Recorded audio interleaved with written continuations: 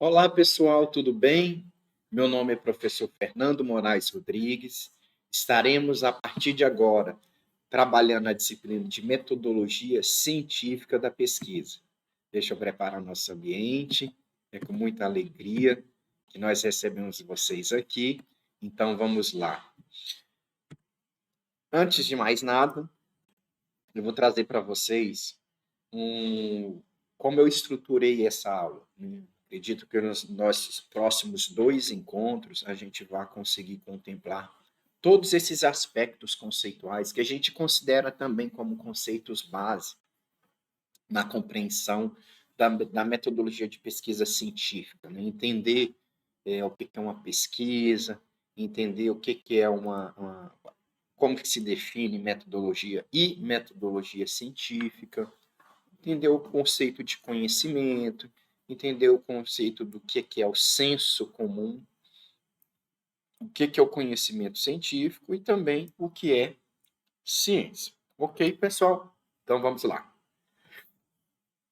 A gente inicia com a pergunta clássica, que eu acho que é o mais importante, talvez o mais essencial nesse universo, visto que isso é algo que cada um de vocês, em algum momento, seja na elaboração do teu TCC, seja no desenvolvimento de uma pesquisa local, que pode ser regional, que pode ter um contexto mais amplo, pode ser a tua própria pesquisa de mestrado, né? A tua dissertação vai gerar uma pesquisa.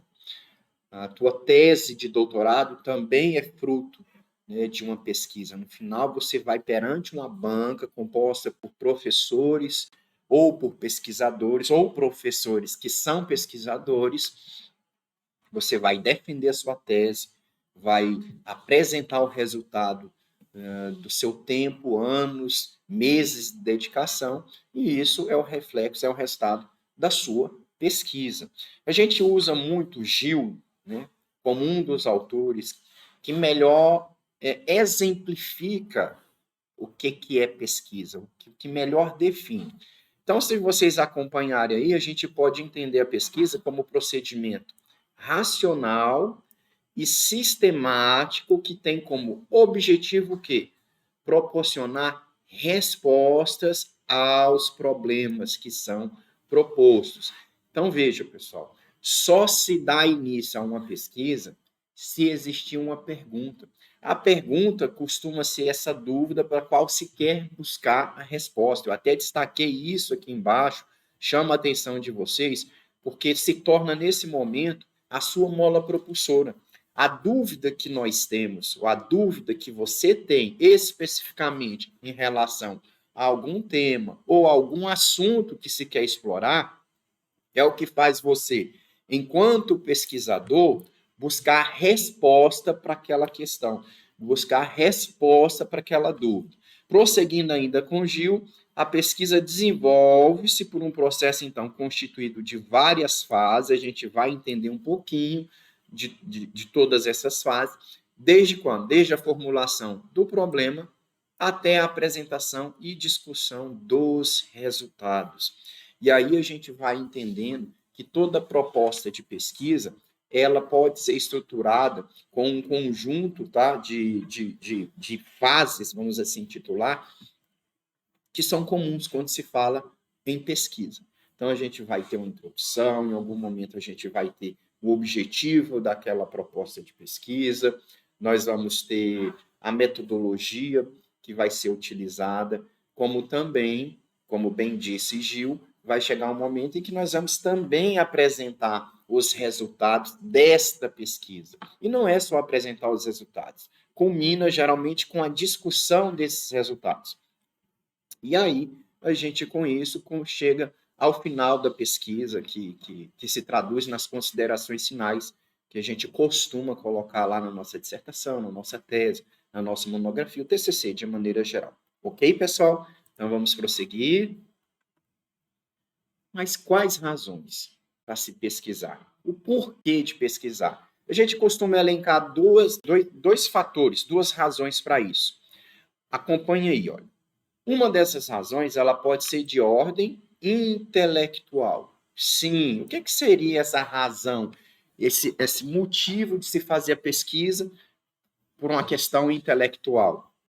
É simplesmente o fato, gente, o desejo de nós conhecer, de se conhecer pela própria satisfação de conhecer. É uma questão mesmo que parte do teu interesse, do teu desejo pessoal de achar resposta para aquilo. E a outra razão comum para se fazer pesquisa é de cunho prático, tá?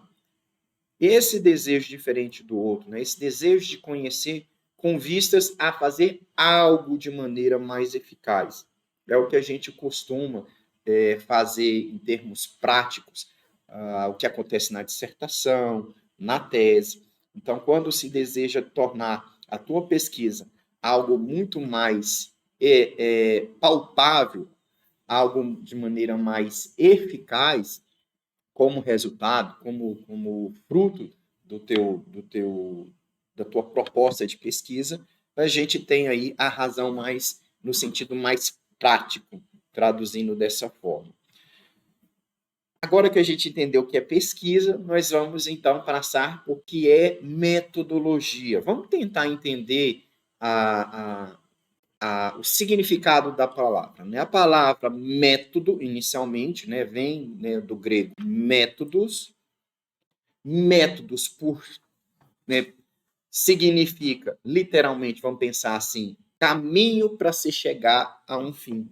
E não é diferente. No momento em que você estiver fazendo a sua pesquisa, você vai perceber que esse tópico intitulado metodologia, e que em alguns trabalhos você pode encontrar como materiais e métodos, nada mais é que a descrição, pessoal, detalhada de como vai se dar o percurso a ser conduzido na tua pesquisa, no teu trabalho de investigação. Né? Vamos pensar assim. Também a gente conhece esse termo, só pegando aqui um gancho, né? Então a gente pode chamar ele de metodologia, materiais e métodos, e também muitas vezes a gente encontra como metodologia do percurso a acontecer, ou percurso metodológico, todos são sinônimos para se traduzir o caminho que a gente vai traçar na pesquisa para chegar a um fim. E que fim é esse? Isso vai depender do teu objetivo. Toda boa proposta, toda proposta de pesquisa, ela tem um objetivo mais amplo, e o objetivo mais amplo, nesse caso, é o objetivo geral, mas também ela traz objetivos específicos.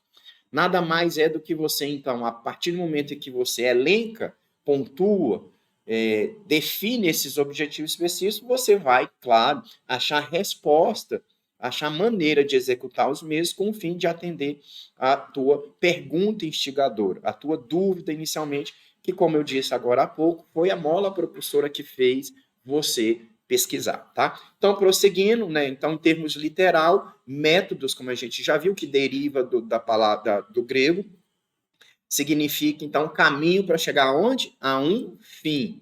É, portanto, o que, pessoal? O caminho em direção a um objetivo. Olha que interessante. Se não foi exatamente o que eu acabei de colocar. Então, metodologia é o estudo do método. Veja que a gente, então, definiu o método como o caminho para se chegar a um fim, e a metodologia é o estudo do método, ou seja, é o corpo de regras e procedimentos. Como eu também coloquei para vocês, lembra? Procedimentos metodológicos, então, vai culminar exatamente com o caminho que a gente vai percorrer para a gente conseguir solucionar um problema, conseguir responder uma questão, uma dúvida, nesse sentido. Ok, pessoal? Já entendemos o que é método, o que é metodologia? Sim. Mas o que seria metodologia científica? Acompanhe aí. Metodologia científica é o estudo sistemático e lógico dos métodos empregados nas ciências, seus fundamentos, sua validade e sua relação com as teorias científicas. A atividade, gente, preponderante da metodologia é a pesquisa. Então, ela está ancorada exatamente na pesquisa.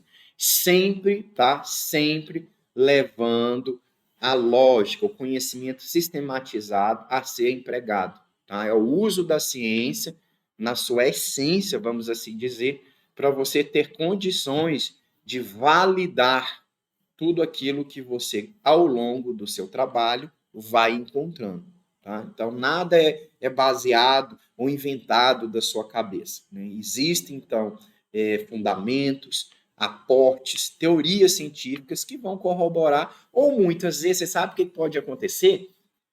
A sua hipótese inicialmente levantada, ela para responder a questão norteadora da pesquisa, ela pode ser refutada. Refutar é o mesmo que contrariar. Corroborar é o mesmo que dizer que foi de acordo, ou da mesma forma, ou está de acordo. Então, com isso, a gente consegue fazer essas distinções. Eu estou trazendo alguns detalhezinhos que mais na frente a gente vai trabalhar mais, mas que é importante para a gente já começar a entender, internalizar um pouco mais desse universo. Ok?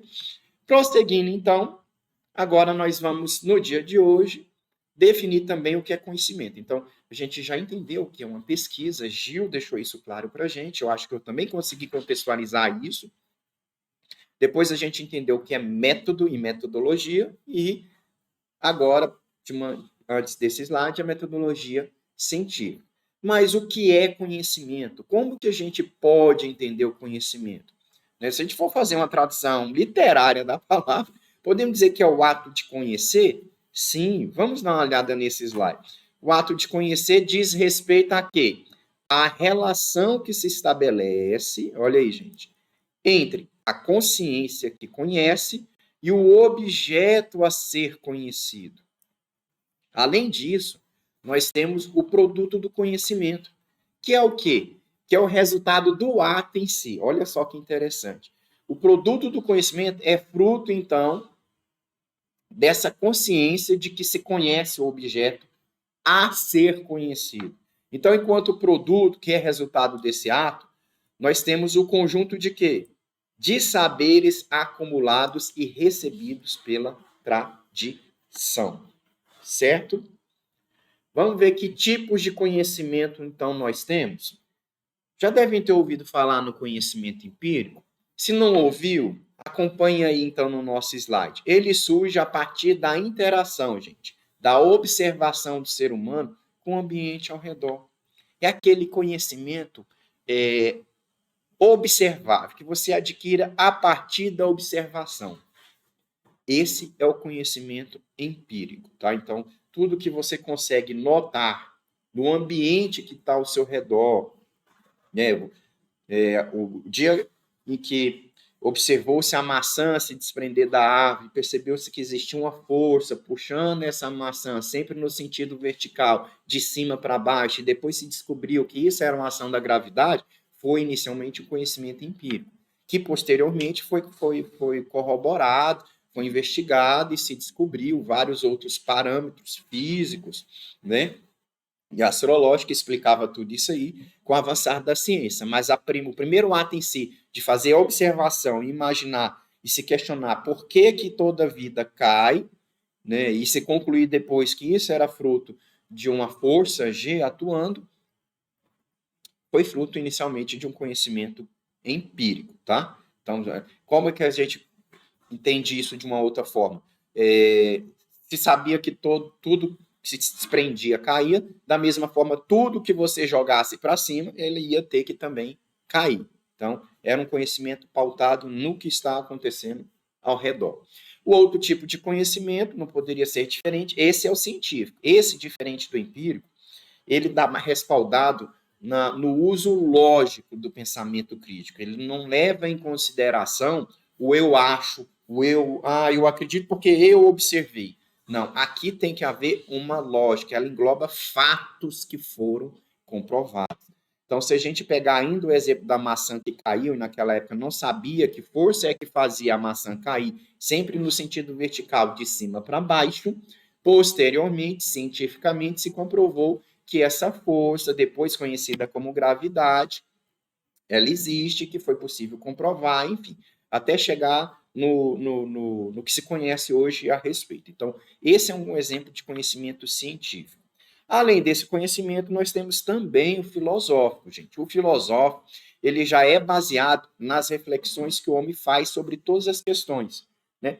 Todas as questões envolvendo a existência da humanidade. Então, tudo que se torna uma interrogação, uma curiosidade, e é palco dessa reflexão humana, entra no conhecimento filosófico.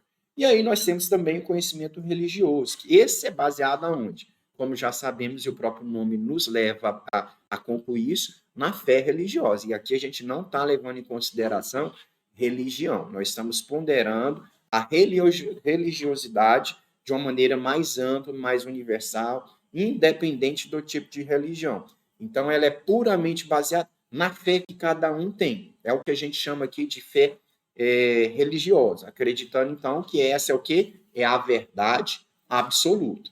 Então, é aonde você tem as pessoas que são mais crentes nesse tipo de conhecimento e colocam isso acima de tudo. Então, a verdade absoluta tem seu respaldo no fator religioso, e mesmo que a ciência tente justificar cientificamente que aquilo não é fruto de uma religiosidade, quem crê abraça isso com toda a convicção, coloca primeiro a explicação de tudo na religião. Vamos então prosseguir? E aí eu trouxe, deixa eu ver, exato, vamos para essa próxima tabela.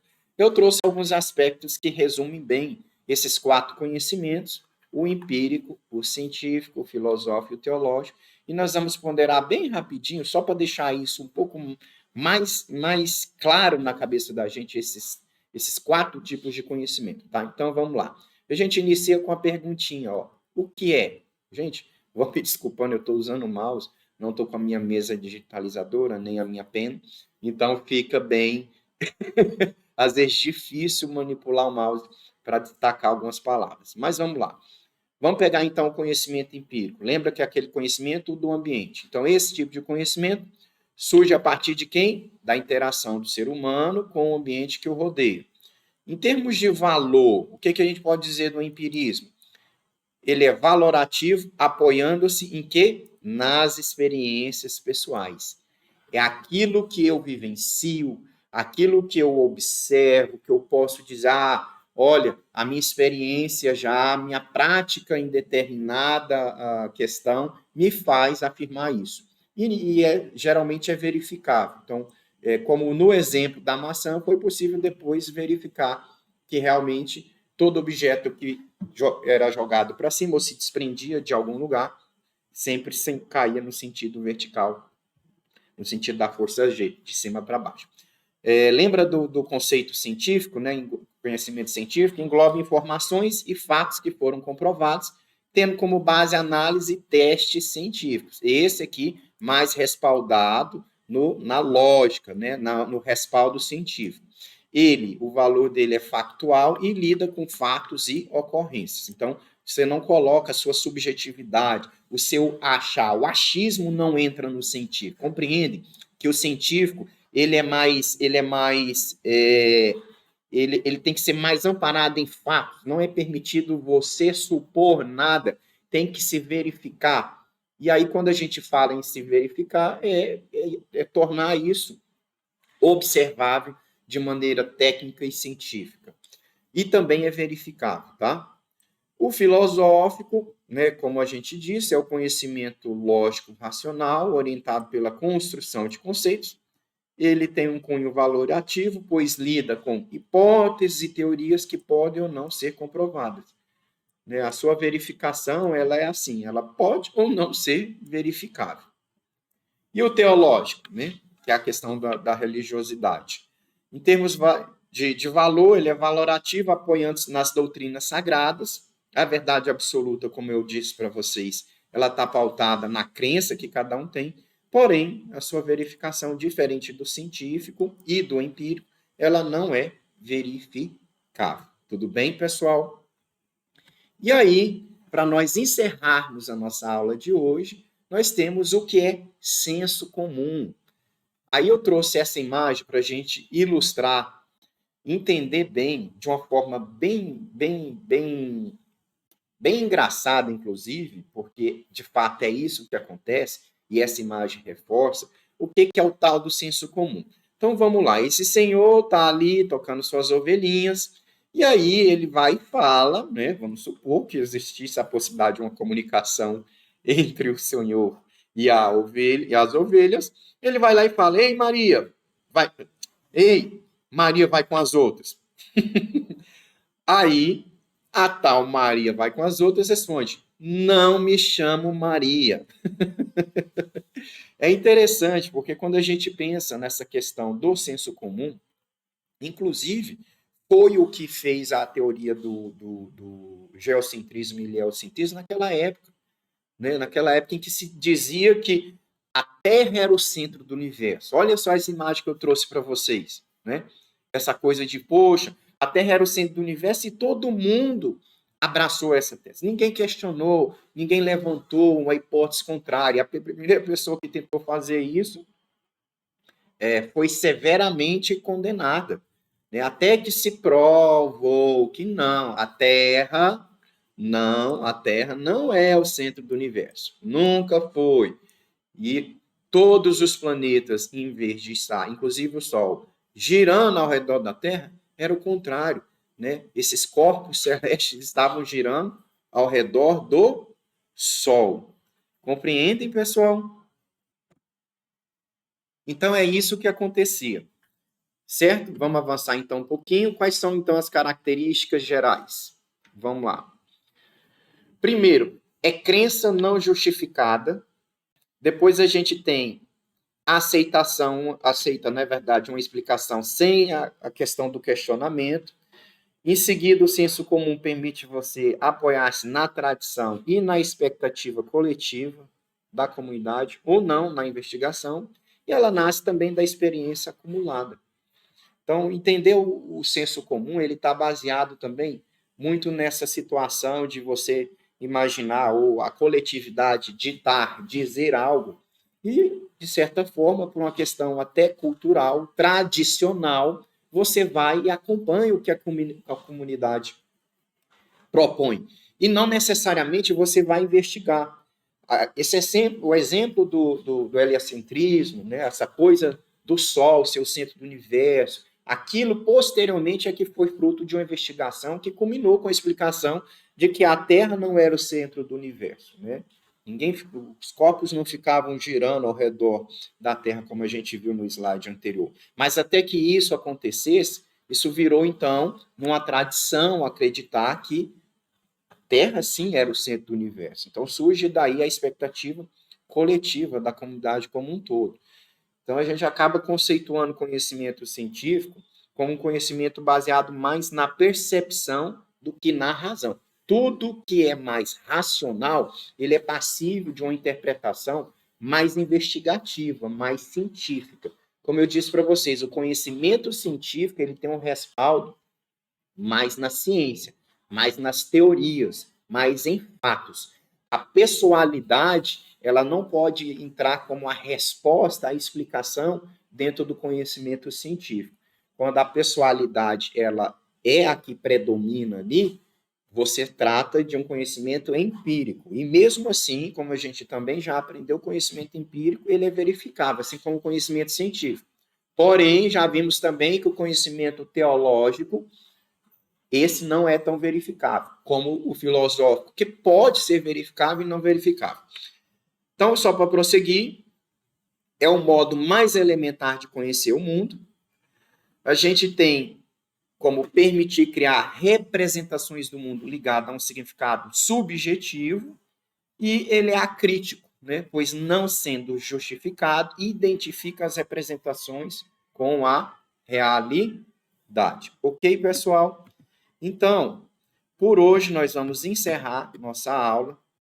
Eu já deixei aqui engatilhado o próximo tipo de conhecimento, de conceito base, vou falar assim, né, como é proposto no início da nossa aula de hoje, mas vai ficar para o nosso próximo encontro. Ok, pessoal? Espero que vocês assistam quantas vezes for necessário. Essa aula está disponibilizada para vocês. Esse é um recurso fantástico, onde o aluno ele pode ouvir quantas vezes for necessário a explicação do professor. Lembra que nós temos um espaço também exclusivo para tratarmos de possíveis dúvidas e explore ao máximo o ambiente mútuo, ok? É isso, a gente então se vê no nosso próximo encontro, pessoal. Um abraço e até lá.